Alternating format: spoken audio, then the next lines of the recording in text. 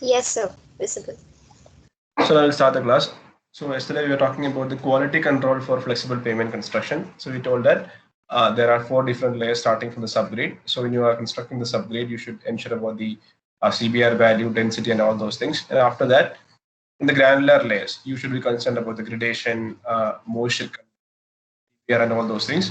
And suppose if you're going for a stabilized base, like a lime stabilized or cement stabilized, you should be concerned about the quality of lime or cement or whatever you are using.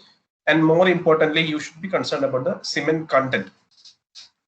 Like for example, if you're asked to use 1% cement, there are chances that the contractor may use only 0.5%. Okay. കാര്യം അവർക്ക് അവിടെ cost savings ഉണ്ടാവും, അതിനുവേണ്ടി അവർ quality കുറയ്ക്കാൻ വേണ്ടി നോക്കും. അത് നമ്മൾ വിഷ്വലി നോക്കിയാൽ മനസ്സിലാവത്തില്ല. സോ അതിന് വേണ്ട ടെസ്റ്റുകൾ നമ്മൾ ചെയ്യേണ്ടതായിട്ട് വരും. നൗ ഞാൻ പറഞ്ഞു, പ്രാക്ടിക്കലി നമ്മൾ ഫീൽഡ് ചിന്തിക്കുമ്പോൾ it is very difficult to do field CBR at the site. It is possible provided if you are able to provide the weight through a vehicle, we can do the field CBR. But in our condition, it is not that easy, and so normally we prefer to DCP, and from DCP we are able to correlate that with CBR value. പിന്നെ ഞാൻ പറഞ്ഞു, നമുക്ക് ഏറ്റവും കൂടുതലായിട്ടും ഫീൽഡിൽ ensure ചെയ്യേണ്ട ഒരു സാധനം എന്ന് പറഞ്ഞാൽ ഡെൻസിറ്റി ആയിരുന്നു. ഡെൻസിറ്റിയെ പറ്റി ഞാൻ ഇന്നലെ ക്ലാസ്സിൽ പറഞ്ഞതാണ്. Density is equal to mass by volume. Density is equal to mass by volume. So നമുക്ക് മാസം ഉണ്ട്, വോളിയം ഉണ്ടെങ്കിൽ we can find what is density. അത് വളരെ സിമ്പിൾ ആയിട്ട് ചെയ്യുന്നത് എന്താ, നമ്മളൊരു കുഴി കുത്തും, ആ കുഴിയിൽ നിന്ന് എടുക്കുന്ന മണ്ണിന്റെ വെയിറ്റ് അറിയാം. So we know the mass. അപ്പൊ ആ കുഴിയുടെ വോളിയവും കൂടി അറിയാമെങ്കിൽ നമുക്ക് ഡെൻസിറ്റി കിട്ടും. അപ്പൊ വോളിയം കിട്ടണമെങ്കിൽ ഒറ്റ മാർഗ്ഗമേ ഉള്ളൂ, ആ വോളിയം ഫുൾ ഓക്യുപ്പൈ ചെയ്യാൻ പറ്റുന്ന എന്തെങ്കിലും മെറ്റീരിയൽ നമ്മൾ യൂസ് ചെയ്യണം. So in fact we can use sand or നമ്മളിപ്പം ഞാൻ പറഞ്ഞു അരിപ്പൊടി യൂസ് ചെയ്യാൻ തെറ്റൊന്നുമില്ല, provided I should know the density of that material I'm using, or I should know the volume of the material I am using. Mass അറിയാം, volume അറിയാമെങ്കിൽ I get the density. അപ്പൊ ഇവിടെ നമ്മൾ നോർമലി സാൻഡ് വെച്ചാണ് ചെയ്യുന്നത്. Sand വെച്ചിട്ട് നമ്മൾ കണ്ടുപിടിക്കേണ്ട മെറ്റീരിയലിനെ റീപ്ലേസ് ചെയ്യുന്നതുകൊണ്ട് we call this method as, എന്താ വിളിക്കുന്ന ഈ മെത്തേഡിനെ? Sand replacement method. Because we are replacing the material with the sand. Okay. അതിനുശേഷം നമ്മൾ കൺവെൻഷണൽ ആയിട്ട് യൂസ് ചെയ്യുന്ന ബേസ് ലെയർസിനെ പറ്റി പറഞ്ഞു. Water bound macadam, wet mix macadam, രണ്ടിനും ഉപയോഗിക്കുന്ന ടെസ്റ്റുകൾ മോർ ഓർ ലെസ് സെയിം ആണ്. And in wet mix macadam we are concern about the density. അവിടെയും ഡെൻസിറ്റി മെഷർ ചെയ്യുന്നത് ഈ സെയിം സാൻഡ് റീപ്ലേസ്മെന്റ് മെത്തഡ് ആണ്. അതല്ലാതെ വേറെ മെത്തഡും ഉണ്ട് കേട്ടോ, കോർ കട്ട്. ഞാൻ പറഞ്ഞു പോവാം. സാൻഡ് റീപ്ലേസ്മെന്റ് അല്ലാതെ കോർ കട്ടർ എന്നൊരു മെത്തഡ് ഉണ്ട്. അത് നിങ്ങൾ GT പഠിക്കേണ്ടതാണ്. GTയിൽ നിങ്ങൾ എന്തെങ്കിലും എക്സ്പെരിമെന്റ്സിനെ പറ്റി പഠിച്ചിട്ടുണ്ടോ ഇതുവരെയായിട്ട്? നിങ്ങളുടെ GTയിൽ എന്തെങ്കിലും എക്സ്പെരിമെന്റ് റിലേറ്റഡ് എന്തെങ്കിലും പഠിച്ചോ?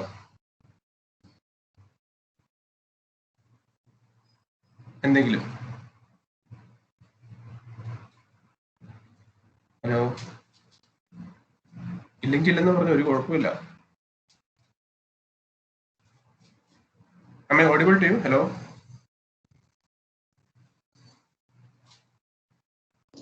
ഇല്ല സാർ, പഠിച്ചില്ല. ഒന്നും പഠിച്ചിട്ടില്ല? 2 ക്ലാസ്സിലും പഠിച്ചിട്ടില്ല? ഓക്കെ, ഇല്ലെങ്കിൽ എന്ന് പറഞ്ഞു എനിക്കൊരു പ്രശ്നമില്ല, ഇല്ലെന്ന് വിചാരിക്കുന്നത്. അപ്പൊ കോർക്കട്ടർ നിങ്ങൾ കേട്ടിട്ടുണ്ടാകത്തില്ല. നിങ്ങൾ ആലോചിച്ച് നോക്കിയേ, എനിക്കൊരു മണ്ണുണ്ട്. ഓക്കെ, കുറെ മണ്ണ് ഇങ്ങനെ കിടക്കുക. ഞാൻ പറഞ്ഞു ഡെൻസിറ്റി എന്ന് പറഞ്ഞാൽ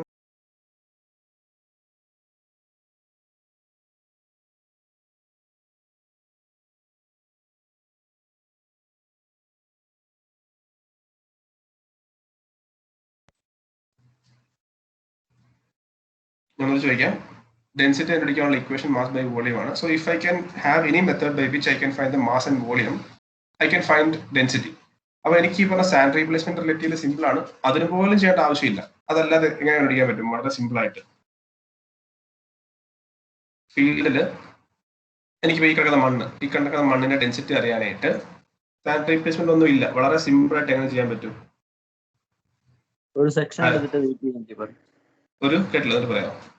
ഒരു സെക്ഷൻ എടുത്തിട്ട് വെയിറ്റ് ചെയ്ത് നോക്കിയാൽ പറയും.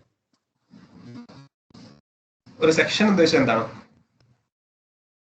നമ്മളൊരു സിലിണ്ടറിൽ എന്തെങ്കിലും ഒരു സാധനം അടിച്ച് ഇറക്കിയിട്ട് അതിന്റെ അകത്തെ മണ്ണെടുത്ത് നോക്കി.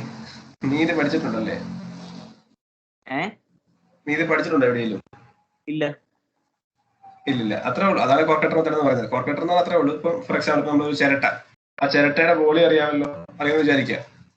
പോട്ടെ, ഒരു സാധനത്തിന്റെ വോളിയം അറിയാൻ എന്താ സിമ്പിൾ മെത്തേഡ് ഉള്ളത്? നിങ്ങളുടെ ഇപ്പൊ ഒരു പാത്രമുണ്ട്, ആ പാത്രത്തിന്റെ വോളിയം അറിയാൻ എന്തായിരിക്കും ഒരു സിമ്പിൾ മെത്തേഡ്? നിങ്ങളുടെ കയ്യിൽ പ്രൊവൈഡ് ഒരു കുറച്ച് വെള്ളവും ഉണ്ട്, ഒരു വെയിങ് ബാലൻസും ഉണ്ടെങ്കിൽ നിങ്ങളുടെ ഇരിക്കുന്ന ഒരു പാത്രത്തിന്റെ വോളിയം അറിയാൻ എന്തെങ്കിലും മാർഗമുണ്ടോ? വെള്ളം നിറച്ചിട്ട് വെള്ളം വെയിറ്റ് ചെയ്ത് നോക്കിയാൽ പറയും. അത്രേ ഉള്ളൂ. ആ വെള്ളത്തിന്റെ വെയിറ്റ് ആയിരിക്കും അതിന്റെ വോളിയം, അല്ലേ? ശരിയല്ലേ? അപ്പൊ ഒന്ന് ആലോചിച്ച് നോക്കി, ഒരു ചിരട്ടയോ ഒരു പാത്രമോ എന്തെങ്കിലും ഉണ്ടെങ്കിൽ ഈ സെയിം പ്രിൻസിപ്പിൾ വെച്ച് നമുക്ക് വെള്ളം കിട്ടും. ഞാൻ ഇങ്ങനെ പറയുന്ന കാര്യം എന്ന് വെച്ച് കഴിഞ്ഞാൽ നമ്മൾ ഫീൽഡിൽ ചെല്ലുമ്പോൾ, നിങ്ങൾ ആക്ച്വലി ജോലിക്ക് ചെല്ലുമ്പോൾ നിങ്ങളിൽ ഒരുപക്ഷെ ഈ പറഞ്ഞ വലിയ വലിയ എക്യുപ്മെന്റ്സ് ഒന്നും കാണത്തില്ല. പ്രത്യേകിച്ച് നമ്മുടെയൊക്കെ PWD അല്ലെ LSD ചെന്ന് കഴിഞ്ഞാൽ ഒരു എക്യുപ്മെന്റും കാണത്തില്ല. നമ്മൾ നമ്മുടെ ലോജിക്ക് വെച്ച് കണ്ടുപിടിക്കേണ്ടി വരും. അതിനുവേണ്ടി പറയുന്നത് ഒരു പാത്രത്തിന്റെ വോളിയം കണ്ടുപിടിക്കാൻ ഒരു പാടുമില്ല. ഒരു വെയിങ് ബാലൻസും വെള്ളം ഉണ്ടെങ്കിൽ വോളിയം കിട്ടും. ഇനി എന്താ ചെയ്യണ്ടേ? ഒരു ചിരട്ട ഉണ്ടെങ്കിൽ ആ ചിരട്ടയ്ക്കകത്ത് ഈ മണ്ണ് വാരിയെടുക്കുക. ആ മണ്ണിന്റെ വെയിറ്റും ചിരട്ടയുടെ വോളിയം അറിയാമെങ്കിലും ഡെൻസിറ്റി കിട്ടത്തില്ലേ? കിട്ടുമോ? നിങ്ങൾ പറ, കിട്ടത്തില്ലെന്ന് പറഞ്ഞു. കിട്ടുമെന്ന് പറഞ്ഞു. ഡെൻസിറ്റി അറിയണമെങ്കിൽ മാസം മതി, വോളിയം മതി. ഞാൻ പറഞ്ഞു പാത്രത്തിന്റെ വോളിയം കണ്ടുപിടിക്കാൻ ഒരു പാടുമില്ല. വെള്ളം ഉണ്ടെങ്കിൽ അത് വെച്ചാൽ കിട്ടും, വോളിയം കിട്ടും. പിന്നെ മാസ്, അത് ആ ചിരട്ട നിറച്ച് മണ്ണെടുത്താൽ പോരെ? അത് പോസിബിൾ ആണോ? പക്ഷേ കുറച്ച് ഡെപ്തി വേണ്ടേ? കുറച്ച് ഡെപ്തിൽ വേണമെന്ന് പറയാൻ കാര്യം എന്താ? അല്ല, യൂണിഫോം ആണോ എന്ന് അറിയത്തില്ലല്ലോ. മോളി അല്ല, അത് വളരെ ജെന്യൂൻ ആണ്. അതായത് നമ്മൾ ഏത് സോയിൽ എടുത്താലും അത് കുറച്ച് വേരിയബിലിറ്റി ഉണ്ട്. ആ ഒരു പ്രശ്നം ഉണ്ട് കേട്ടോ. അതായത് സോയിൽ എന്ന് പറഞ്ഞാൽ ഒരിക്കലും ഹോമോജനസ് അല്ല. നീ ഇപ്പൊ ഒരു പോയിന്റ് എടുത്ത് വേറെ പോയിന്റ് എടുക്കുമ്പോൾ ഡെൻസിറ്റി മാറും. കുറച്ച് ഡെപ്തിൽ നിന്ന് എടുത്തു കഴിഞ്ഞാൽ ആ ഡെപ്തിനെ കിട്ടും. അവിടെയും സെയിം ആവണം നിർബന്ധമില്ല. പിന്നെ ആരും സർഫസ് നിന്ന് എടുക്കാറില്ല. എപ്പോഴും സർഫസിൽ നിന്ന് കുറച്ച് താഴോട്ട് മാറി എടുക്കാറുള്ളൂ. കാരണം ഇപ്പൊ ഈ പറഞ്ഞ പോലെ സർഫസ് ആണെന്നുണ്ടെങ്കിൽ വേരിയബിലിറ്റി കൂടുതലായിരിക്കും. സോയിലിന് വേരിയബിലിറ്റി പ്രശ്നമുണ്ട്, എന്നാലും ലോജിക്കലി ആ സാധനം ശരിയല്ലേ? ലോജിക്കലി ആണ്, ശരിയാണ്. അപ്പം സാധാരണ അതിനെ കുറച്ചും കൂടെ സ്റ്റാൻഡർഡൈസ് ചെയ്യുന്നതാണ് ഈ കോർ കട്ടർ മെത്തേഡ് എന്ന് പറഞ്ഞത്. അപ്പൊ അവിടെ എന്താണെന്ന് വെച്ച് കഴിഞ്ഞാൽ നമ്മുടെ ഒരു വട്ടത്തിൽ ഒരു പാത്രം കാണും. അതിന് ബേസും കാണത്തില്ല, മുകളും കാണത്തില്ല. ഈ പാത്രം നമ്മൾ മണ്ണിലേക്ക് അടിച്ചിറക്കിയിട്ട് അത് ഫുള്ള് നിറയുന്ന പോലെ അതിനെ പൊക്കിയെടുക്കും. ആ പാത്രത്തിന്റെ വോളിയം നമുക്ക് ഓൾറെഡി അറിയാം. അപ്പൊ ഇപ്പൊ എടുത്ത മണ്ണിന്റെ മാസ് അറിയാമെങ്കിൽ will get mass by volume. പക്ഷേ നോർമലി ഇത് ഫീൽഡിൽ കൊണ്ട് ചെയ്യാറില്ല. Because of 2 reasons. എന്തൊക്കെയായിരിക്കും എന്ന് പറയാമോ? 2 കാരണങ്ങളാൽ ഈ മെത്തേഡ് ചെയ്യാറില്ല. ഇത് പക്ഷെ വളരെ സിമ്പിൾ ആണ്, കുഴപ്പമൊന്നുമില്ല. 2 കാരണങ്ങളാൽ ഇത് അഡോപ്റ്റ് ചെയ്യാറില്ല. എന്തുകൊണ്ടായിരിക്കാം? എന്തെങ്കിലും സജഷൻ? ഡാമേജ് ഉണ്ടാവും ഫീൽഡിൽ ചെയ്ത് വെച്ചേക്കുന്നു. ഒരു കാര്യം അതാണ്. അതായത് ഇപ്പൊ നമ്മളിപ്പോ ഇവിടെ കൊണ്ട് ചെയ്യാന്ന് വെച്ചോ, ഇവിടെ കൊണ്ട് ഞാൻ ഈ സാധനം അടിച്ചു കയറ്റിയിട്ട് ഇത് ഫുൾ നിറച്ചിട്ട് ഇത് ഊരിയെടുക്കണമെങ്കിൽ ഇതിന് ചുറ്റും ഞാനൊരു തുമ്പ വെച്ച് കിളയ്ക്കണം. കിളച്ചാലേ എനിക്കിത് പക്കായിട്ട് പൊക്കിയെടുക്കാൻ പറ്റുള്ളൂ. അപ്പൊ ഡാമേജ് കൂടുതലാണ്. കറക്റ്റ് ആണ്. സാൻഡ് റീപ്ലേസ്മെന്റ് വെച്ച് നോക്കിയാൽ പേയ്മെന്റ് കണ്ടീഷന് ഡാമേജ് കൂടുതലായിരിക്കും. രണ്ടാമത്തെ കണ്ടീഷൻ സംഭവം എന്തായിരിക്കും? ഒരു കാര്യം അത് ശരിയാണ്. രണ്ടാമതായിട്ട് ഇത് ഗ്രാനുലർ പറഞ്ഞു. ഇത് പൊക്കി എടുക്കുമ്പോൾ ഇതിന്റെ അകത്ത് ഫുള്ള് കിട്ടണമെന്നില്ലല്ലോ. സത്യം, കറക്റ്റ് ആണ്. അതായത് പൊക്കി എടുക്കുമ്പോൾ ഈ താഴത്തെ ഭാഗം കറക്റ്റ് ഇടണമെന്ന് നിർബന്ധമില്ല. പൊഴിഞ്ഞു പോകും. പിന്നെ നമുക്ക് ചെയ്യാവുന്നത് ആ പൊഴിഞ്ഞു പോയ എത്രയും ഭാഗം അടിച്ചു കയറ്റി വെക്കാനേ പറ്റുള്ളൂ. അതൊരു പ്രശ്നമാണ്. ഇവിടുത്തെ പ്രശ്നം എന്ന് വെച്ച് കഴിഞ്ഞാൽ ഇതൊരു ഗ്രാനുലർ ലെയറാണ്. ഗ്രാനുലർ ലെയർ എന്ന് പറയുമ്പോൾ അതിൽ അഗ്രിഗേറ്റ്സ് ഉണ്ട്. ഈ അഗ്രിഗേറ്റ്സ് ഉള്ളിടത്തോട്ട് ഇത് അടിച്ചിറക്കിയാൽ ഇത് താന്നു പോവുക. നമ്മൾ വിചാരിക്കുന്ന സാധനം താന്നു പോകുമെന്ന് തോന്നുന്നുണ്ടോ? താന്നു പോകത്തില്ല. അതാണ് പ്രശ്നം. ഇപ്പൊ ഒരു പക്ക സോയിൽ ആണെങ്കിൽ ഏറ്റവും ഈസി കോർക്കട്ടറാണ്. നിങ്ങൾ സബ്ഗ്രേഡ് സോയിൽ ഒരു ക്ലേയിൽ കൊണ്ട് ചെയ്യുവാണെങ്കിൽ it is very easy to do a core cutter method. But when we are doing this method over a GSP or a wet mix macadam, it is much easier to go with sand replacement method. As far as a pavement construction is concerned, density is very important. And now we have 2 methods. One is core cutter method, where we are using a container of non-volume and collecting soil in that. So we know the mass, we know the volume, we can find density. But the problem is when you are doing that in a GSB layer, due to the presence of aggregates, you may not be able to penetrate that container into the pavement. അതുകൊണ്ട് GSB ഒക്കെ ചെയ്യുമ്പോൾ we prefer to do sand replacement method. Okay. നമ്മൾ പറഞ്ഞു എന്തിനാണ് നമ്മൾ level നോക്കുന്നത് പറഞ്ഞു. Because we are still following the BOQ method where we should ensure that the quantity of material reaches the site. അത്രയും മെറ്റീരിയൽ സൈറ്റ് ഉണ്ടെങ്കിൽ they are eligible for the payment. So that is why we are ensuring the level of the surface after each layer of construction. After that we talked about the bituminous layer construction. Bituminous layer like വരുമ്പോഴത്തേന് അവിടെ bitumen content ഒക്കെ important ആയിട്ട് വരുന്നുണ്ട്. പിന്നെ നമ്മൾ open grid premiums കാർപ്പറ്റിനെ പറ്റി പറഞ്ഞു. അവിടെയും ഏറ്റവും ഇമ്പോർട്ടന്റ് ബൈൻഡർ കണ്ടന്റ് ആണ്. കാരണം ഫോർ എക്സാമ്പിൾ ഇപ്പൊ നമ്മൾ 3.5% അല്ലെങ്കിൽ 4% ആയിരിക്കും ഡിസൈനിൽ പറയുന്നത്. But the contractor may reduce the bitumen content because bitumen is very expensive. ഒരു റോഡ് കൺസ്ട്രക്ഷനിലെ ഏറ്റവും എക്സ്പെൻസീവ് ആയിട്ടുള്ള ഐറ്റം എന്ന് പറഞ്ഞാൽ ബിറ്റുമിൻ ആണ്. അപ്പൊ ഈ 4% എന്നുള്ളത് 3.5% ആക്കിയാൽ ആ കോൺട്രാക്ടർ ചിലപ്പോൾ കിട്ടുന്ന ലക്ഷങ്ങളുടെ ലാഭമായിരിക്കാം, depending on the volume of the work. So there are chances that the contractor may reduce the bitumen content. So we should ensure that the bitumen content is sufficient. അതിന് നമ്മൾ ഫോളോ ചെയ്യുന്ന ഏറ്റവും simple method bitumen extraction method. Bitumen extraction മെത്തേഡിൽ ആ മിക്സിലേക്ക് നമ്മൾ benzene ഒഴിക്കും. Benzene ഒഴിക്കുമ്പോൾ ആ ബിറ്റുമിൻ എല്ലാം പോവും, ബാക്കിയുള്ളത് അഗ്രിഗേറ്റ്സ് ആയിരിക്കും. ഡിഫറൻസ് ഇൻ വെയിറ്റ് ആയിരിക്കും ബിറ്റുമിൻ കണ്ടന്റ് എന്ന് പറയുന്നത്. അതുപോലെ ബിറ്റുമിനസ് മിക്സ് ചെയ്യുമ്പോൾ ടെമ്പറേച്ചർ ഇമ്പോർട്ടന്റ് ആണ്, ബിക്കോസ് ഹയർ ടെമ്പറേച്ചറിൽ മാത്രമേ ഇതിന് പ്രോപ്പർ ഓറിയന്റേഷൻ കിട്ടുള്ളൂ. ഓക്കെ, അപ്പൊ ഇത്രയുമാണ് നമ്മൾ കഴിഞ്ഞ ക്ലാസ്സിൽ പറഞ്ഞു നിർത്തിയ കാര്യങ്ങൾ. ഇനി നമ്മൾ കുറച്ചും കൂടെ എക്സ്പെൻസീവ് ആയിട്ടുള്ള ബിറ്റുമിനസ് ബൈൻഡർ അല്ലെങ്കിൽ ബിറ്റുമിനസ് മെക്കാഡത്തിലേക്ക് പോകും. ബിറ്റുമിനസ് മെക്കാഡ് എന്നുള്ളത് ഒരു സർഫസ് ലെയർ അല്ല, ഒരു ബൈൻഡർ ലെയർ ആണ്. അപ്പൊ ഇവിടുത്തെ ടെസ്റ്റുകൾ നോക്കിയേ. ഒന്ന് ക്വാളിറ്റി ഓഫ് ബൈൻഡർ, അഗ്രിഗേറ്റിന്റെ സ്ട്രെങ്ത് ടെസ്റ്റ് വേണം, ഷേപ്പ് ടെസ്റ്റ് വേണം. ഇതൊക്കെ കോമൺ ആണ്. ഈ ഇമ്പാക്ട് വാല്യൂ നിങ്ങൾ ടി ലാബ് ചെയ്യും ഈ സാധനം. അപ്പൊ ഓർത്തോണം, ഇതൊക്കെ എല്ലാ ലെയറിനും കോമൺ ആയിട്ട് ചെയ്യേണ്ട സാധനമാണ്. ബട്ട് അൺഫോർച്ചുനേറ്റ്ലി ഇപ്പൊ നമ്മൾ ഫീൽഡിലുള്ള എഞ്ചിനീയേഴ്സിനോട് ചോദിച്ചു കഴിഞ്ഞാൽ അവർക്ക് ഈ വാല്യൂസിന്റെ സിഗ്നിഫിക്കൻസ് അറിയത്തില്ല. നിങ്ങൾ നാളെ ഒരു ഫീൽഡ് എഞ്ചിനീയർ ആയിട്ട് ചെല്ലുമ്പോൾ ഒരാളോട് റിപ്പോർട്ട് തരും. റിപ്പോർട്ട് തരുമ്പോൾ ഒരാളുടെ റിപ്പോർട്ടിൽ അഗ്രിഗേറ്റ് ഇമ്പാക്ട് വാല്യൂ 28% ആയിരിക്കും, ഒരാളുടെ റിപ്പോർട്ടിൽ അഗ്രിഗേറ്റ് ഇമ്പാക്ട് വാല്യൂ 40% ആയിരിക്കും. രണ്ട് റിപ്പോർട്ടിലും വാല്യൂ ഉണ്ട്. It is more important to make inference out of this value. നിങ്ങൾ ഫീൽഡിൽ അല്ലെങ്കിൽ ഒരു എക്സിക്യൂട്ടീവ് എഞ്ചിനീയർ അല്ലെങ്കിൽ ഒരു അസിസ്റ്റന്റ് എഞ്ചിനീയർ ആയിട്ട് ഫീൽഡിൽ ചെല്ലുമ്പോൾ നിങ്ങൾക്ക് കിട്ടുന്ന കുറെ വാല്യൂസ് ഉണ്ട്. ആ വാല്യൂസിന്റെ അർത്ഥം നിങ്ങൾക്ക് മനസ്സിലാവണം. രണ്ടുപേരും കൊണ്ട് റിപ്പോർട്ട് തന്നു, ഒരാൾ 28 ഒരാൾ 40. ഏതാ അഗ്രിഗേറ്റ് ഇമ്പാക്ട് വാല്യൂന്റെ റിസൾട്ടാണ് ഞാൻ പറയുന്നത്. അതിൽ നിന്ന് നിങ്ങൾക്ക് എന്ത് കൺക്ലൂഷൻ കിട്ടും? നിങ്ങൾക്ക് എന്ത് പറയാൻ പറ്റും? ഞാൻ ഒന്നുകൂടെ ചോദ്യം റിപ്പീറ്റ് ചെയ്യാം. ഒരു കോൺട്രാക്ടർ അയാൾ പറയുന്നു 2 ക്വാറിൽ ഞാൻ അഗ്രിഗേറ്റ് കളക്ട് ചെയ്തു. ഒരു ക്വാറിയിലെ അഗ്രിഗേറ്റിന്റെ ഇമ്പാക്ട് വാല്യൂ 28, മറ്റേ ക്വാറിയിലത് 40. സാറ് പറ, ഞാനിത് എവിടെ നിന്ന് മേടിക്കണം? നിങ്ങൾ എന്ത് പറയും? ആദ്യത്തെ ക്വാറിൽ നിന്ന് മേടിക്കണം, 28 മേടിക്കാം. കാരണം എന്താ? പൊടിയാനുള്ള ചാൻസ്, ഇമ്പാക്ട് ഇമ്പാക്ട് വാല്യൂ കൂടുന്നതനുസരിച്ച്, അത് കുറയുന്നതനുസരിച്ച് പൊടിയാനുള്ള ചാൻസ് കൂടും. വേറൊരു കാര്യം നിങ്ങൾ മനസ്സിലാക്കണം, നിങ്ങൾ ലാബിൽ എക്സ്പെരിമെന്റ് ചെയ്യുമ്പോൾ പറയും it should be less than 30. നമ്മൾ സർഫസ് ലെയറിന് വേണ്ടിയാണ് ചെയ്യുന്നതെങ്കിൽ it should be less than 30. ഓരോ ലെയറിനും അതിൻ്റെതായ സ്പെസിഫൈഡ് വാല്യൂസ് ഉണ്ട്. അപ്പൊ വാല്യൂസ് നോക്കിയിട്ട് അത് വാല്യൂ താഴെയാണെങ്കിൽ നിങ്ങൾക്ക് അത് പെർമിറ്റ് ചെയ്യാം. അപ്പൊ അങ്ങനത്തെ നമുക്ക് ഓരോ എക്സ്പെരിമെന്റിന്റെ പ്രൊസീജിയർ അറിയുന്നത് പോലെ തന്നെ ഇമ്പോർട്ടന്റ് ആണ് അതിന്റെ പെർമിസിബിൾ വാല്യൂ അറിയുന്നത്. കാരണം നാളെ ഒരാൾ സംശയം ചോദിച്ചാൽ നമ്മൾ ഈ വാല്യൂ വെച്ചാണ് ഇന്റർപ്രിട്ടേഷൻ പറയേണ്ടത്. ഒരാൾ ചോദിക്കുക നമുക്ക് ഒരു സാമ്പിൾ ഉണ്ട്, അതിന് 40%, അത് ഉപയോഗിക്കാൻ കൊള്ളുമോ എന്ന് ചോദിച്ചു കഴിഞ്ഞാൽ you should know what is the maximum permissible value. Okay, പിന്നെ സ്ട്രിപ്പിംഗ് വാല്യൂ നോക്കണം, വാട്ടർ അബ്സോർപ്ഷൻ നോക്കണം. പിന്നെ ഞാൻ പറഞ്ഞു ഇതൊന്നും അത്ര ഇമ്പോർട്ടൻ്റ് അല്ല. വാട്ടർ സെൻസിറ്റിവിറ്റി, ഗ്രേഡിങ് വേണം. സൗണ്ട്നെസ് ഒന്നും നോക്കാറില്ല നമ്മൾ. പെർസെൻറ്റേജ് ഓഫ് ഫ്രാക്ചേർഡ് ഫേസസ്, അതിനകത്ത് വലിയ കാര്യമൊന്നുമില്ല, കാരണം നമ്മൾ ഓൾറെഡി അതിന്റെ സ്ട്രെങ്ത് നോക്കുന്നതാണ്.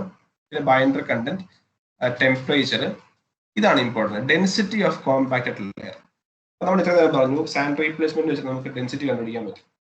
എന്റെ ചോദ്യം, ഈ സാൻഡ് റീപ്ലേസ്മെന്റ് ഒരു ബിറ്റുമിനസ് ലെയർ ചെയ്യാൻ പറ്റുമോ? നമുക്ക് കുറച്ച് മുന്നേ പറഞ്ഞു നിർത്തിയ സാൻഡ് റീപ്ലേസ്മെന്റ് മെത്തേഡ് വെച്ചിട്ട് എനിക്ക് ഒരു ബിറ്റുമിനസ് ലെയറിന്റെ ഡെൻസിറ്റി കണ്ടുപിടിക്കാൻ പറ്റുമോ ഇല്ലയോ?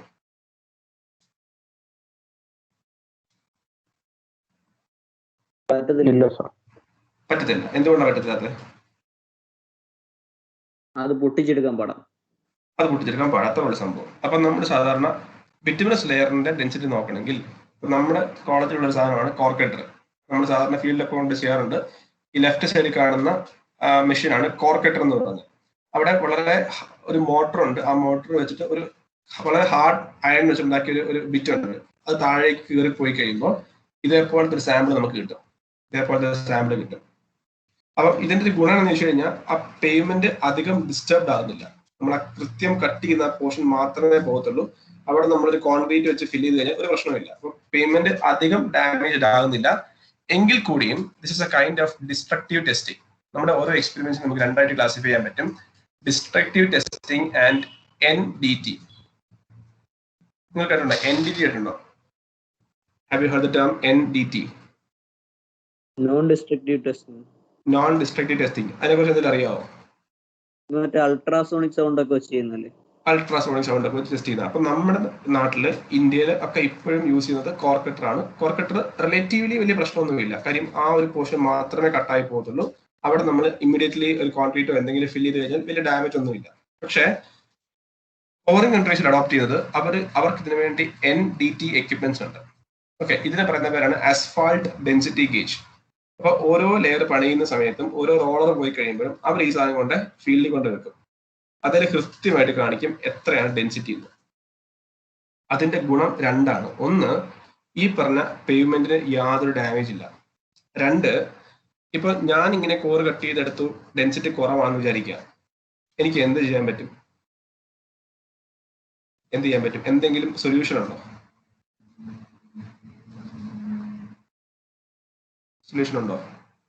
എനിക്ക് ആകെ ചെയ്യാൻ പറ്റുന്നത് ആ കോൺട്രാക്ടറിനെ ഫൈൻ അടിക്കാം.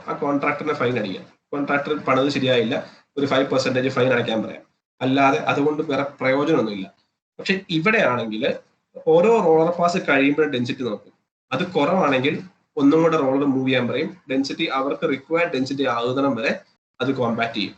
അപ്പൊ ഇഫക്റ്റീവ്ലി ഇവിടെ പേയ്മെന്റ് സ്ട്രോങ് ആയി. നമ്മുടെ ഉദ്ദേശം അടിക്കാന്നുള്ളതാണോ? അല്ല, നമ്മുടെ റോഡ് നന്നാവണം.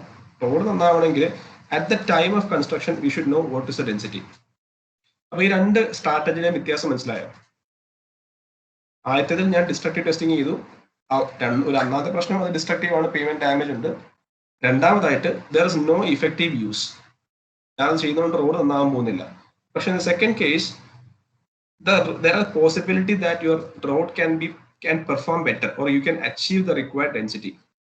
അപ്പൊ ഒബ്വിയസ്ലി സെക്കൻഡ് കേസ് ആയിരിക്കും നല്ലത്. പിന്നെ എന്തുകൊണ്ട് നമ്മൾ സെക്കൻഡ് കേസ് അഡോപ്റ്റ് ചെയ്യുന്നില്ല? എന്തെങ്കിലും ഉത്തരം?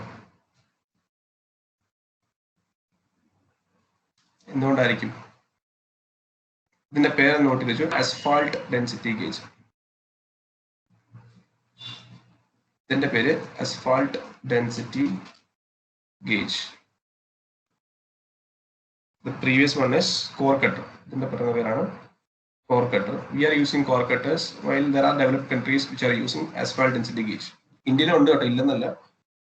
എന്തുകൊണ്ടായിരിക്കും നമ്മൾ core cutter ഇപ്പോഴും യൂസ് ചെയ്യുന്നത് asphalt density gauge പകരം?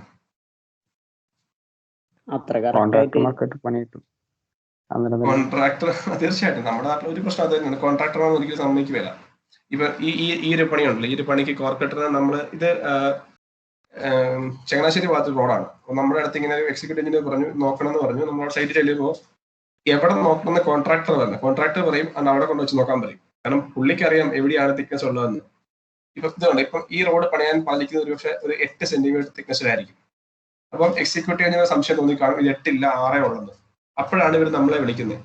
അപ്പൊ നമ്മൾ ചെന്ന് നോക്കേണ്ടത് 8 ഉണ്ടോ എന്നാണ്. അപ്പൊ ഈ കോൺട്രാക്ടർ പറയും ഇവിടെ നോക്കണ്ട അവിടെ നോക്കാൻ പറയും. പുള്ളിയാ പറയുന്നത് ഇന്ന സ്ഥലത്ത് നോക്കാൻ. കാര്യം പുള്ളിക്ക് അറിയാം എവിടെയാണ് കുറവുള്ളത് എവിടെയാണ് കൂടുതലുള്ളതെന്ന്. അപ്പൊ ഈ കോൺട്രാക്ടേഴ്സിന്റെ പ്രഷർ ഒരു കാര്യമാണ്.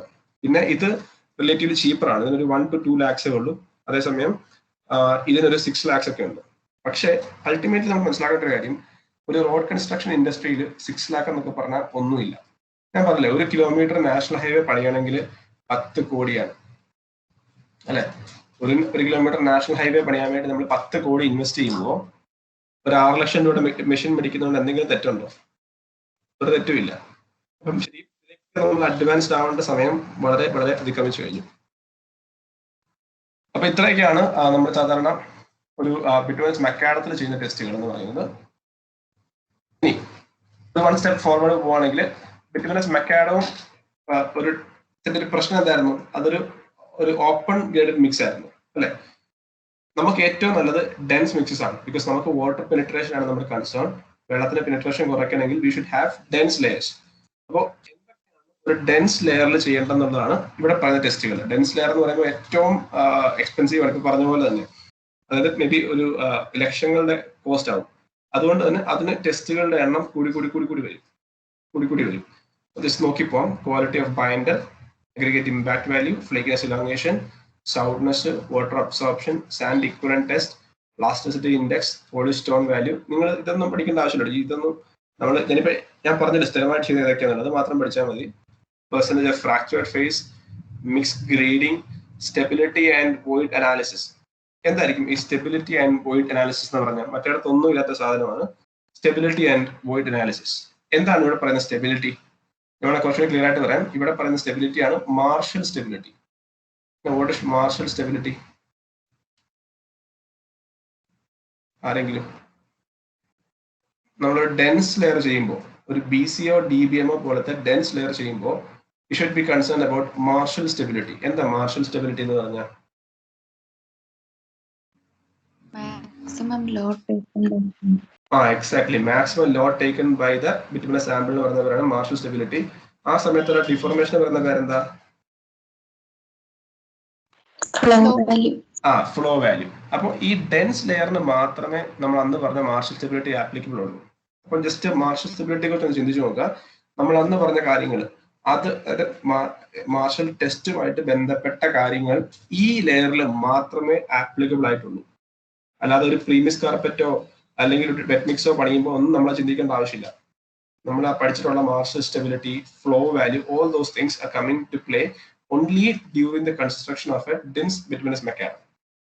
ഓക്കെ, അപ്പൊ നമ്മൾ അന്ന് പറഞ്ഞു ഓരോ വാല്യൂ പറഞ്ഞു. ആ കിട്ടുന്ന വാല്യൂ ആ ഡിസൈനിൽ പറഞ്ഞ വാല്യൂ ഫീൽഡിൽ കിട്ടുന്നുണ്ടോ എന്ന് നമ്മൾ നോക്കണം. എങ്ങനെ നോക്കും? എങ്ങനെ നോക്കാൻ പറ്റും? ഇനി ഐഡിയ? മാർഷൽ സ്റ്റെബിലിറ്റി നോക്കണം എന്ന് പറഞ്ഞു. എങ്ങനെ നോക്കും? എന്തെങ്കിലും ഐഡിയ ഉണ്ടോ? കേട്ടില്ല, എന്നിട്ട് പറയാമോ? സെക്ഷൻ എടുത്ത് ടെസ്റ്റ് ചെയ്യേണ്ടി വരും. രണ്ട് ഓപ്ഷൻ ഉണ്ട്. ഒന്നെങ്കിൽ ഇതുപോലെ കോറ് കട്ട് ചെയ്യുക, ഒന്നെങ്കിൽ ഇതുപോലെ കോറ് കട്ട് ചെയ്തിട്ട് കൊണ്ട് ചെയ്യുക. അതാണ് ഏറ്റവും കറക്റ്റ് ആയിട്ടുള്ള മെത്തേഡ്. അല്ലെങ്കിൽ നമുക്ക് വേണമെങ്കിൽ ഈ ഫീൽഡിൽ നിന്ന് വരുന്ന മിക്സിനെ നമ്മുടെ ലാബിൽ കൊണ്ടുപോയിട്ട് കോമ്പാക്ട് ചെയ്ത് സാമ്പിൾ ആക്കിയിട്ട് വേണമെങ്കിൽ അങ്ങനെയും ചെയ്യാം. ഒന്നെങ്കിൽ കോറ് കട്ട് ചെയ്തിട്ട് ചെയ്യാം, അല്ല കൊണ്ടുവരുന്ന സാമ്പിളിന് അതുപോലെ ചെയ്യാം. പക്ഷെ ഏറ്റവും ബെസ്റ്റ് മെത്തേഡ് എന്ന് പറഞ്ഞാൽ ഫീൽഡിലെ സാമ്പിൾ കൊണ്ട് ചെയ്യുന്നതാണ്. അപ്പൊ നമുക്ക് കറക്റ്റ് അറിയാൻ പറ്റും ഫീൽഡിൽ അത് കിട്ടിയോ ഇല്ലയോ എന്നറിയാൻ പറ്റും. പിന്നെ ഒരു സാധനമാണ് മോയ്സ്ചർ സസെപ്റ്റിബിലിറ്റി. അത് ഞാൻ പറഞ്ഞു, വെള്ളത്തിന്റെ പ്രസൻസ് ഡാമേജ് ഉണ്ടാകുമോ ഇല്ലയോ എന്നറിയാൻ വേണ്ടിയിട്ട് നമ്മൾ എന്ത് ചെയ്യും? We make multiple samples and കുറച്ചിനെ നമ്മൾ വെള്ളത്തിൽ ഇട്ട് ചെയ്യും, കുറച്ച് നമ്മൾ വെള്ളത്തിൽ ഇടാതെ ചെയ്യും. അതിന്റെ റേഷ്യോ ആയിരിക്കും ഈ പറഞ്ഞ റിസൾട്ട് ആയിട്ട് നമ്മൾ കാണിക്കുന്നത്. അന്ന് ഈ പറഞ്ഞ പോലെ തന്നെ ടെമ്പറേച്ചർ, ബൈൻഡർ കണ്ടന്റ്, ഇതൊക്കെ എല്ലായിടത്തും ഉള്ള സാധനമാണ്. ഒരു കാര്യം ഓർക്കുക, ഡെൻസ് പിക്ചറിലേക്ക് വരുമ്പോൾ മാത്രമേ നമ്മൾ ഈ മാർഷൽ സ്റ്റെബിലിറ്റി ഒക്കെ നോക്കേണ്ട ആവശ്യമുള്ളൂ. വേറെ ഒരു ലെയറിലും അത് നമ്മൾ ചെക്ക് ചെയ്യേണ്ട ആവശ്യമില്ല. ഓക്കെ, അപ്പൊ നമ്മൾ നേരത്തെ പറഞ്ഞ മാർഷൽ സ്റ്റെബിലിറ്റി അപ്പാരറ്റസ്, ഇതിന്റെ കാര്യങ്ങളൊക്കെ നമ്മൾ നേരത്തെ ഡിസ്കസ് ചെയ്ത കാര്യങ്ങളാണ്. അപ്പൊ ഇത്രയൊക്കെയാണ് ജനറലി ഓരോ ലെയർ കഴിയുമ്പോഴും നമ്മൾ ചെയ്യേണ്ട ടെസ്റ്റുകൾ എന്ന് പറഞ്ഞാൽ. ഓക്കെ, ഇനി ഞാൻ ചുമ്മാ കുറച്ച് കേസ് സ്റ്റഡീസ് നിങ്ങളെ കാണിക്കാം. അതായത് ഞാൻ പറഞ്ഞില്ലേ, ഈ റോഡ് കൺസ്ട്രക്ഷൻ വളരെ എക്സ്പെൻസീവ് ആയിട്ടുള്ള കാര്യമാണ്. അതുകൊണ്ട് തന്നെ നാട്ടുകാർ പലപ്പോഴും പ്രശ്നം ഉണ്ടാക്കും. ഒരു റോഡ് പണിത് കഴിയുമ്പോൾ നാട്ടുകാർ വളരെ ബ്ലെയിം ചെയ്യും. അവിടെ മെറ്റൽ ഇട്ടില്ല, അവിടെ ടാർ കുറവായിരുന്നു, അത് കുറവായിരുന്നു, ഒത്തിരി കംപ്ലൈൻസ് വരും. അപ്പം സാധാരണ രീതിയിൽ ഇത് കോളേജുകളെ ഏൽപ്പിക്കും. ഒരു കാര്യം, ഇത് ചെയ്യുന്ന ഏജൻസികൾ വളരെ കുറവാണ്. ഒരു ക്വാളിറ്റി മോണിറ്ററിങ് ചെയ്യുന്ന ഏജൻസികൾ നിലവിൽ ഇപ്പം വളരെ കുറവാണ്. നിങ്ങൾക്ക് ഭാവിയിൽ വേണ്ട ഒരു കമ്പനിയൊക്കെ സ്റ്റാർട്ട് ചെയ്യാം, ഒരുപാട് ഓപ്പർച്യൂണിറ്റി ഉണ്ട് അതിനകത്ത്. അതുകൊണ്ട് നമ്മുടെ കോളേജിനെ സമീപിക്കുന്നത്, നമ്മൾ കോളേജിൽ നിന്ന് പോയി ഇത് ടെസ്റ്റ് ചെയ്യാറുണ്ട്. സാധാരണ ഞാൻ എപ്പോഴും പിള്ളേരെ കൊണ്ടാണ് പോകുന്നത്. ഇപ്പൊ ഇവിടെ ഈ പറഞ്ഞ പോലെ അവർ പറയുന്നത്, നാട്ടുകാർ കംപ്ലൈന്റ് കൊടുത്തു, ഒരു റോഡ് പണിതു, അവിടുത്തെ വെറ്റ് മിക്സിന് ആവശ്യത്തിനുള്ള കനമില്ലായിരുന്നു, അഗ്രിഗേറ്റ്സിന്റെ സൈസ് കൂടുതലാണെന്നൊക്കെ പറഞ്ഞ് കംപ്ലൈന്റ് കൊടുത്തു. അപ്പോൾ നമുക്ക് ആകെ ചെയ്യാൻ പറ്റുന്നത് ടെസ്റ്റ് പിറ്റ് എടുക്കാന്ന് പറയും. ആ റോഡ് പൊളിച്ച് സാമ്പിൾ എടുത്ത് ടെസ്റ്റ് ചെയ്യാന്ന് പറയും. പക്ഷെ ഒരിക്കലും ഞാനത് പ്രിഫർ ചെയ്തില്ല. അതൊരു വളരെ ഡാമേജ് ഉണ്ടാക്കുന്ന ഒരു മെത്തേഡാണ്. അപ്പൊ നമ്മൾ എന്താ ചെയ്യുന്നത്, ഇവിടെ അവർ പറഞ്ഞ അനുസരിച്ച് നമ്മൾ അവിടുന്ന് പോയി അഗ്രിഗേറ്റ്സ് കളക്ട് ചെയ്തു, ലാബിൽ കൊണ്ട് ഗ്രഡേഷൻ ടെസ്റ്റ് ചെയ്തു. ഇവിടെ ഇപ്പൊ എന്തായിരിക്കും ചെയ്യുന്നത് പറയാൻ പറ്റുമോ? ഈ ലെഫ്റ്റ് സൈഡിൽ കാണിക്കുന്ന പടത്തില് എന്തായിരിക്കാം ചെയ്തുകൊണ്ടിരിക്കുന്നത്? ഇനി ഐഡിയ? സാൻഡ് റീപ്ലേസ്മെന്റ് ചെയ്യും. അവിടെ ഡെൻസിറ്റി ഓക്കെ ആണെന്ന് നോക്കുക. അത് നമുക്ക് ലാബിൽ കൊണ്ട് ചെയ്യാൻ പറ്റില്ല. സാൻഡ് റീപ്ലേസ്മെന്റ് സൈറ്റിലെ ഡെൻസിറ്റി നമുക്ക് അറിയണ്ടേ. അപ്പൊ അത് അവിടെ നോക്കും, സാമ്പിൾ കളക്ട് ചെയ്യും, പിന്നെ നമ്മൾ അത് കൊണ്ടുപോയി ചെയ്യും. ഇനി ഈ വലതുവശത്ത് കാണിക്കുന്ന പടത്തിൽ എന്തായിരിക്കും ചെയ്യുന്നത്? വലതുവശത്തെ പടത്തിൽ എന്തായിരിക്കും ചെയ്യുന്നത്? എന്തൊരു ഐഡിയ ഉണ്ടോ?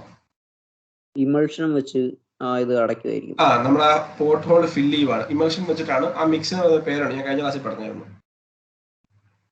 ആ മിക്സിന് എന്തായിരിക്കും പറയുന്നത്?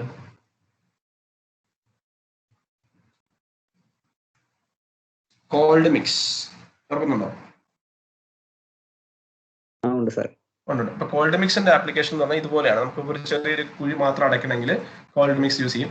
ഇപ്പൊ നമുക്ക് മാർക്കറ്റിൽ കിട്ടുന്ന ഒരു സാധനമാണ് ഈ ചാക്കിലുള്ളത്. ഈ മഞ്ഞ ചാക്കിലുള്ളത് അതിന്റെ പറയുന്ന പേര് ഷെൽ മാക്ക് എന്ന് പറയും. ഷെൽ മാക്ക്. അപ്പൊ നമ്മൾ സാറിന് ചെയ്യുന്ന ഷെൽ മാക്ക് മേടിച്ചുകൊണ്ട് പോയിട്ട് സൈറ്റിൽ കൊണ്ടുപോയിട്ട് കോമ്പാക്ട് ചെയ്യും. ഇപ്പൊ കുറച്ച് വണ്ടിയൊക്കെ പോയി കഴിഞ്ഞ് കുറച്ച് വെയിലടിച്ചു കഴിയുമ്പോൾ ഇത് സെറ്റ് ആയിക്കോളും. പിന്നെ അതിന് പ്രശ്നമൊന്നും ഉണ്ടാകത്തില്ല. ഓക്കെ. ഇനി ഇതതുപോലെ വേറൊരു ഫീൽഡിൽ ചെയ്ത വർക്കാണ്. ഇവിടെ ഈ പറഞ്ഞ പോലെ നമ്മൾ പിറ്റ് എടുത്തു, അവിടെ നേരത്തെ പറഞ്ഞ പോലെ ഡെൻസിറ്റി ചെയ്തു. ഈ നടുക്കത്തെ പടം എന്തായിരിക്കും ചെയ്യുന്നത് അറിയാമോ? നടുക്കത്തെ പടത്തിൽ എന്താ ചെയ്യുന്നത്?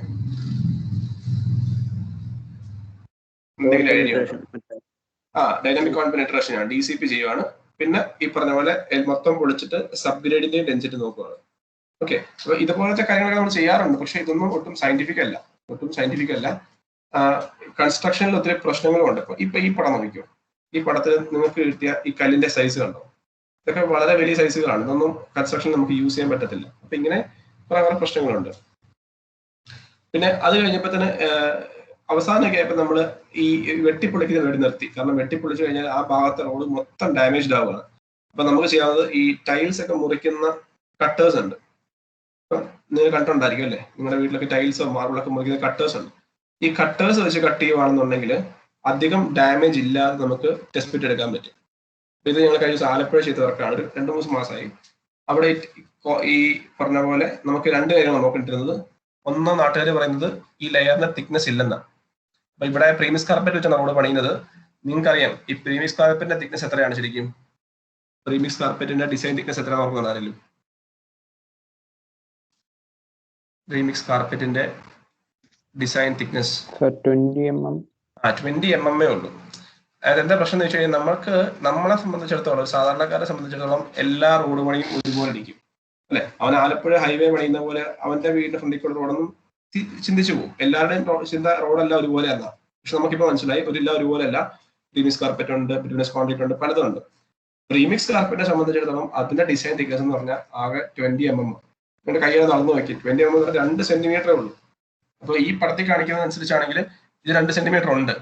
പക്ഷെ ആളുകൾ കംപ്ലൈന്റ് ചെയ്തു 2 സെന്റിമീറ്റർ അല്ലെന്ന് കംപ്ലൈന്റ് ചെയ്തതിന്റെ അടിസ്ഥാനത്തിലാണ് നമ്മളിത് പൊളിച്ച് നോക്കിയത്. അപ്പൊ അതിന് പ്രശ്നമൊന്നും ഇല്ലായിരുന്നു. അപ്പൊ ഇത്രയൊക്കെയാണ് നമ്മൾ സാധാരണ ഒരു റോഡ് കൺസ്ട്രക്ഷനിൽ ഓരോ ലെയറിലും നമ്മൾ ചെയ്യേണ്ടതായ ടെസ്റ്റുകളും. അപ്പൊ ഏതൊക്കെയാണെന്നുള്ളത് ഞാൻ ആ PPT-ക്കകത്ത് മെൻഷൻ ചെയ്തിട്ടുണ്ട്. നിങ്ങൾ അതിന്റെ ഡീറ്റെയിൽസ് ഒന്നും പഠിക്കേണ്ട ആവശ്യമില്ല. നമ്മൾ കോമൺ ആയിട്ട് ചെയ്യുന്ന എക്സ്പെരിമെന്റ്സും അതിന്റെ ഒരു ബ്രീഫ് പ്രൊസീജിയർ മാത്രം നിങ്ങൾ എക്സാമിൽ എഴുതിയാൽ മതി. പ്രത്യേകിച്ച് ഒരു കാര്യം മനസ്സിലാക്കുക, എക്സാം പോയിന്റ് ഓഫ് വ്യൂ ചെയ്യുമ്പോൾ കുറച്ച് എഴുതണം. സാലറി റീപ്ലേസ്മെന്റ് മെത്തേഡ് മാത്രം എഴുതാതെ അതെന്താന്നുള്ള കാര്യങ്ങളോട് ഒന്ന് ബ്രീഫ് ചെയ്യണം. അല്ല നിങ്ങൾക്ക് മാർക്ക് കിട്ടത്തില്ല. നിങ്ങൾക്ക് പ്രശ്നം എന്ന് വെച്ചാൽ നിങ്ങൾക്ക് മാർക്ക് സ്കോർ ചെയ്യണം. So exam point of view just point എഴുതിയാൽ മാർക്ക് കിട്ടത്തില്ല. നിങ്ങൾ കുറച്ച് ടെക്സ്റ്റ് ബുക്ക് വായിക്കണം, കുറച്ച് ഗൂഗിൾ ചെയ്യണം, കുറച്ച് എഴുതാനുള്ള കാര്യങ്ങൾ നിങ്ങൾ തന്നെ ഉണ്ടാക്കണം. ഓക്കെ. ഞാനൊരു കാര്യം പറഞ്ഞ് നിർത്തിയേക്കാം. നമുക്ക് ലാസ്റ്റ് ടോപ്പിക് എന്ന് പറഞ്ഞാൽ equipment used for the construction of different layers and flexible pavement. The last topic in this module is equipment used for the construction of different layers. അതിൽ ഞാൻ ഒരു കാര്യം മാത്രമേ തൽക്കാലം പറയുന്നുള്ളൂ. One is types of compactors. അപ്പൊ നമുക്കിപ്പോ നിലവിൽ എത്ര ടൈപ്പ് ഓഫ് കോമ്പാക്ടർ ഉണ്ട്? ഈ കാണിക്കുന്നതിനകത്ത് നിങ്ങൾ കണ്ടുള്ള ഏതൊക്കെയുണ്ട്? നിങ്ങളുടെ പരിചയമുള്ള നിങ്ങൾ കണ്ടുള്ള ഏതൊക്കെയുണ്ട്? നമ്മുടെ വെള്ളാനകളുടെ നാട് സിനിമയ്ക്കകത്ത് കണ്ട കോമ്പാക്ടർ ഇതിനകത്ത് വരും. ഏതായിരിക്കും?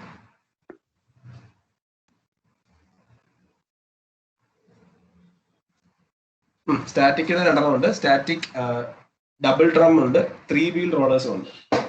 എന്റെ ചോദ്യം, വെള്ളാനകളുടെ നാട് സിനിമയ്ക്കകത്ത് നിങ്ങൾ കണ്ടിട്ടുള്ള ഇതന്നല്ലേ സിനിമയുടെ പേര്? ആ റോഡ് ഏത് കാറ്റഗറി വരും? 3 വീൽ റോളേഴ്സ് ഇല്ല. സ്റ്റാറ്റിക്.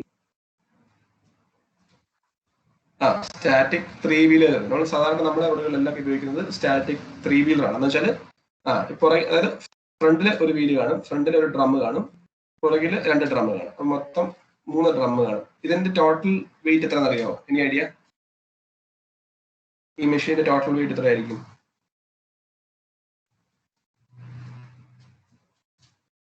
എന്തെങ്കിലും ഐഡിയ ഉണ്ടോ?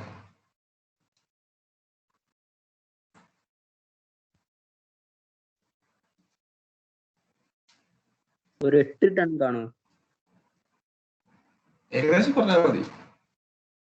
8 ടൺ കാണോ? 1 ടൺ ആണോ, 2 ടൺ ആണോ? 8 ടൺ ആണ്.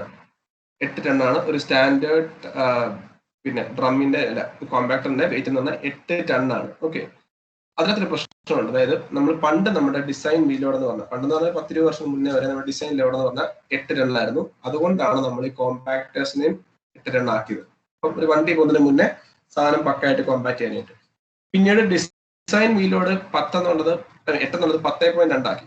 As per the current rule design axle load is 10.2 ton.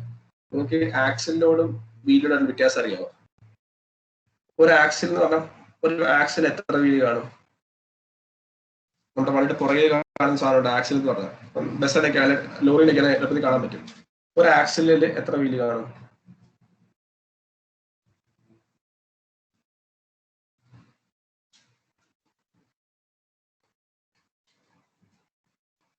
ചോദ്യം മനസ്സിലായില്ലേ? നമ്മളിപ്പോ ഒരു ട്രക്കിന്റെ ഒക്കെ പുറകെ നോക്കി ഒരു ആക്സിൽ കാണും. ആ ആക്സിലിന്റെ രണ്ട് സൈഡിലാണ് വീല് ഘടിപ്പിക്കുന്നത്. അപ്പൊ ഒരു ആക്സിൽ എത്ര വീലുണ്ട്? ഹലോ,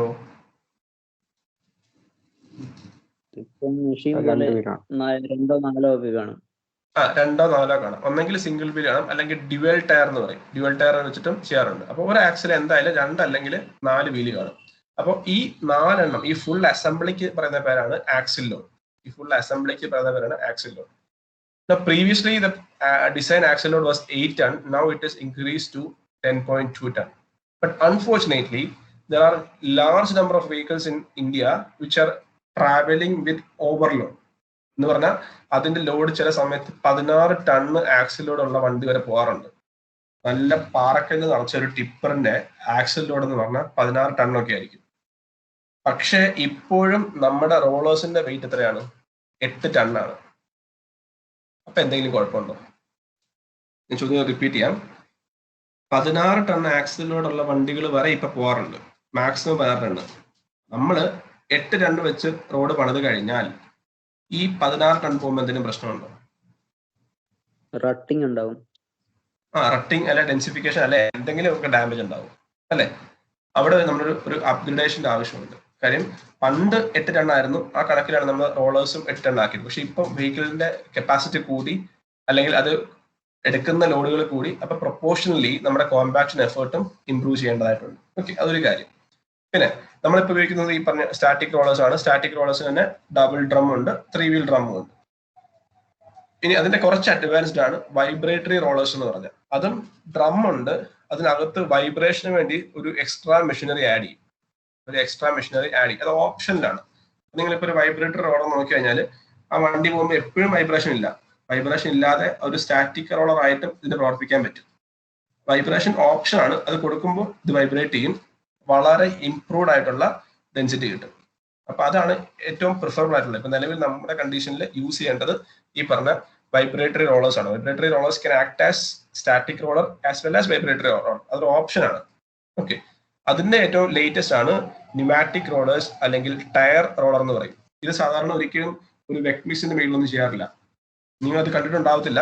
ഇത് സാധാരണ ഒരു BC സർഫസിന്റെ മേളിൽ ഒരു ഫൈൻ ആയിട്ടുള്ള ഒരു പെർഫെക്ഷൻ കിട്ടാൻ വേണ്ടി മാത്രം യൂസ് ചെയ്യുന്നതാണ്. അപ്പൊ ഇതിന് ടയർ തന്നെ ആയിരിക്കും യൂസ് ചെയ്യുന്നത്. ഈ ടയർസിന്റെ ഇടയ്ക്ക് ഗ്യാപ്പ് ഉണ്ടാവും. അപ്പൊ അതൊരു പക്ക പെർഫെക്റ്റ് ഫിനിഷ് കൊടുക്കാൻ വേണ്ടിയാണ് ഈ ന്യൂമാറ്റിക് റോളേഴ്സ് യൂസ് ചെയ്യുന്നത്. ന്യൂമാറ്റിക് റോളേഴ്സ് ഒരിക്കലും നമ്മൾ ഒരു വെറ്റ് മിക്സിന്റെ മുകളിലോ GSPയുടെ മുകളിലോ യൂസ് ചെയ്തില്ല. GSPക്ക് വെറ്റ് മിക്സിനൊക്കെ നമ്മൾ ഉപയോഗിക്കുന്നത് സ്റ്റാറ്റിക് റോളർ അല്ലെങ്കിൽ വൈബ്രേറ്ററി റോളേഴ്സ് ആയിരിക്കും. ഓക്കെ, ഇതാണ് ഡിഫറെന്റ് ടൈപ്സ് ഓഫ് റോളേഴ്സ് എന്ന് പറഞ്ഞാൽ. ഒരു ഐഡിയ കിട്ടിയോ? ഹലോ, വ്യത്യാസം മനസ്സിലായോ ഇതിന്റെ? ഓക്കെ, അപ്പൊ എക്സാമിനൊക്കെ എഴുതുമ്പോൾ ഇത് ചുമ്മാ ഒരു പേര് മാത്രം എഴുതാത്ത എന്താ അതിന്റെ കാര്യങ്ങളൊക്കെ ഒന്ന് എഴുതി പോകണം കേട്ടോ. ചുമ്മാ ഒറ്റ വാക്കി നിർത്താതെ. ഇനി ഒരു കാര്യം പറയാം. ഈ ഇതിന്റെ സ്പീഡ് ഇമ്പോർട്ടൻസ് ഉണ്ട്. അതായത് നമുക്ക് വേണമെങ്കിൽ ഒരു റോളറിനെ ലോവർ സ്പീഡിലും കൊണ്ടുപോകാം, ഒരു ഹയർ സ്പീഡിലും കൊണ്ടുപോകാം. എന്തെങ്കിലും വ്യത്യാസം ഉണ്ടാകുമോ? I have a roller with me. Suppose if I am moving the roller at a lower speed, or suppose if I am moving at a higher speed, will there be any difference in both the cases? Lower speed പോണോ നല്ലത്? Lower സ്പീഡിൽ പോകുന്നത് നല്ലത്. കാരണം lower സ്പീഡിൽ പോകുമ്പോഴായിരിക്കും നമുക്ക് density കൂടുതൽ achieve ചെയ്യുന്നത്. ഓക്കെ, അപ്പൊ ശരിക്കും പറഞ്ഞാൽ നമുക്ക് ഇവിടെ നമ്പർ ഓഫ് റോളർ പാസസ് എന്നൊരു ഇമ്പോർട്ടന്റ് ആയിട്ടുള്ള കോൺസെപ്റ്റ് ആണ്. അതായത് ഒരു റോഡ് പണി തുടങ്ങുമ്പോഴേ നമ്മൾ ആദ്യം നോക്കേണ്ടത് എത്ര പ്രാവശ്യം ഇത് പോകുമ്പോഴാണ് എന്റെ റിക്വയർഡ് ഡെൻസിറ്റി എത്തുന്നത് നോക്കണം. അത് നോക്കണമെങ്കിൽ ഈ പറഞ്ഞ അസ്ഫാൾട്ട് ഡെൻസിറ്റി ഗേജ് വേണം. അത് വേറൊരു കാര്യം. ഐഡിയലി ചെയ്യേണ്ടത് ആദ്യമേ നമ്മൾ എൻഷുർ ചെയ്യണം എത്ര റോളർ പാസസ് പോകുമ്പോൾ, ഫോർ എ ഗിവൺ സ്പീഡ് എത്ര റോളർ പാസസ് പോകുമ്പോഴാണ് എന്റെ റിക്വയർഡ് ഡെൻസിറ്റി എത്തുന്നത് നോക്കുക. പിന്നെ ആ ഒരു നമ്പർ ഓഫ് റോളർ പാസസ് വെച്ചിട്ട് വേണം ബാക്കി കൺസ്ട്രക്ഷൻ നമ്മൾ കണ്ടിന്യൂ ചെയ്യാനായിട്ട്. ഓക്കെ, അത്രയാണ് ഈ റോളേഴ്സുമായിട്ട് അസോസിയേറ്റ് ചെയ്ത് നമ്മൾ മനസ്സിലാക്കേണ്ട കാര്യം. That is one is there are different types of rollers like static rollers, vibratory rollers and pneumatic rollers. Another thing is speed of roller is important. If you are moving at a lower speed, you will get improved density, and also you should find what is the number of roller passes required for achieving the required density. ഇത്രയാണ് നമ്മൾ റോളറിന്റെ കാര്യം ശ്രദ്ധിക്കേണ്ടത്. അപ്പൊ ഇനിയുള്ള കാര്യങ്ങൾ ഞാൻ നാളെ പറയാം. നാളെ കൊണ്ട് ഞാൻ ഈ മൊഡ്യൂൾ 3 തീർക്കാമെന്നാണ് വിചാരിക്കുന്നത്. അപ്പൊ ഇന്ന് പറഞ്ഞതിൽ എന്തെങ്കിലും സംശയം ഉണ്ടോ? എന്തെങ്കിലും? ഞാൻ നിങ്ങൾക്ക് കൂടുതൽ അസൈൻമെന്റ്സ് ഒന്നും തരുന്നില്ല. കാര്യം വേറെ സബ്ജക്ട്സ് ഒക്കെ പഠിക്കാനുണ്ട്. ഹോണേഴ്സ് നിങ്ങൾക്ക് അഡീഷണൽ സബ്ജക്റ്റ് ആണ്, അതുകൊണ്ട് അസൈൻമെന്റ്സ് ഒന്നും തരുന്നില്ല. പക്ഷെ നിങ്ങൾക്ക് ഒരു കാര്യം ചെയ്യണം. ഞാൻ ഈ പറയുന്ന കാര്യങ്ങൾക്ക് ഒരു നോട്ട് പ്രിപ്പയർ ചെയ്യണം. നിങ്ങൾ ഏതെങ്കിലും ഒരു ടെക്സ്റ്റ് ബുക്ക് ഒക്കെ വെച്ചിട്ട് എക്സാം പോയിന്റ് ഓഫ് വ്യൂള്ള പ്രിപ്പറേഷൻ നിങ്ങൾ തന്നെ ചെയ്യണം. നിങ്ങൾക്ക് ഒരു അസൈൻമെന്റും ഇല്ല. പക്ഷെ നിങ്ങളൊരു കാര്യം ചെയ്യണം. എക്സാമിന് ഈ പറഞ്ഞ 1 പോയിന്റ് 2 പോയിന്റ് എഴുതി മാർക്ക് വീഴത്തില്ല. അപ്പൊ അസൈൻമെന്റ് ആയിട്ട് നിങ്ങൾ തന്നെ ഓരോ ടോപ്പിക്കുകൾ ഡിവൈഡ് ചെയ്തിട്ട് നിങ്ങൾക്ക് മനസ്സിലായതൊക്കെ വെച്ച് എക്സാം പോയിന്റ് ഓഫ് വ്യൂ ഉള്ള മെറ്റീരിയൽ നിങ്ങൾ പ്രിപ്പയർ ചെയ്യണം. ഈ PPT നിങ്ങൾക്ക് തരാം, നിങ്ങൾക്ക് മനസ്സിലാക്കാനുള്ള സാധനം തരാം. പക്ഷെ എക്സാം പോയിന്റ് ഓഫ് വ്യൂല് നിങ്ങൾ തന്നെ പഠിച്ചോളാം. ഹരിജിത്തെ ഓക്കെ ആണോ?